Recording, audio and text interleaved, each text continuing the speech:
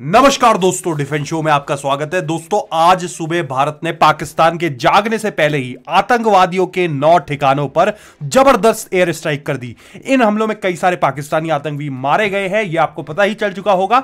भारत ने इतना बड़ा और सटीक हमला किया है कि पाकिस्तान पूरी तरह से मानसिक रूप से हिल चुका है और अब पाकिस्तान दुनिया को यह दिखाने की कोशिश कर रहा है कि भारत ने कोई भी बड़ा कदम नहीं उठाया और इसी कोशिश में पाकिस्तान के हाई कमीशन में केक भी काटे जा रहे हैं। दोस्तों, भारत ने इतना बड़ा और सटीक हमला किया है कि पाकिस्तान पूरी तरह से मानसिक रूप से हिल चुका है। जी हां दोस्तों, अनाप शनाप क्लेम ये लोग कर रहे हैं। पाकिस्तानी मीडिया यह दावा कर रही है कि उन्होंने भारत के 5 विमान गिरा दिए, लेकिन जब उनसे सबूत मांगे गए कि वो भारत के विमान जो आपने गिराए हैं वो है कहां, उसकी कोई वीडियो प्रूफ है या कोई रैकेज है, तो वो भारत के 4 से 5 साल पुराने क्रैश हुए विमानों की तस्वीरें और वीडियोस दिखाने लगे।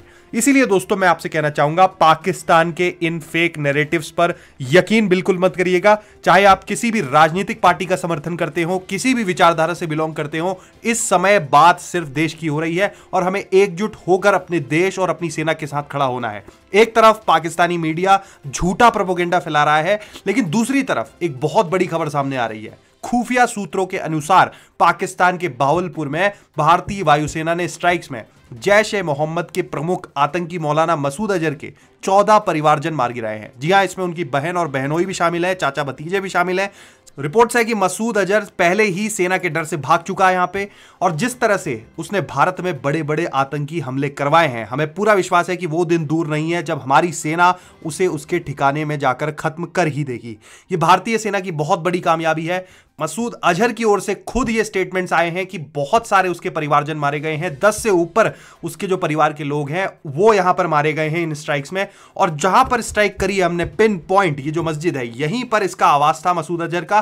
तो ये तो यहां पर अभी फिलहाल बच गया है, लेकिन इसके परिवार, बहुत ही क्लोज रिश्तेदार, यहां तक की बेटियां, यहां तक की चाचा भतीजे, ये सब भी मारे गए हैं। तो आप पूरे भरोसे से आप कह सकते हैं ये बहुत बड़ी कामयाबी है हमारे भारत की। अब आप पूरे भरोसे से कह सकते हैं कि भारतीय सेना का नाम सुनकर ही आतंकी संगठनों के सरगना कांप जाते हैं और सभी आतंकी अपने अपने बिलों में जाकर छिप गए हैं।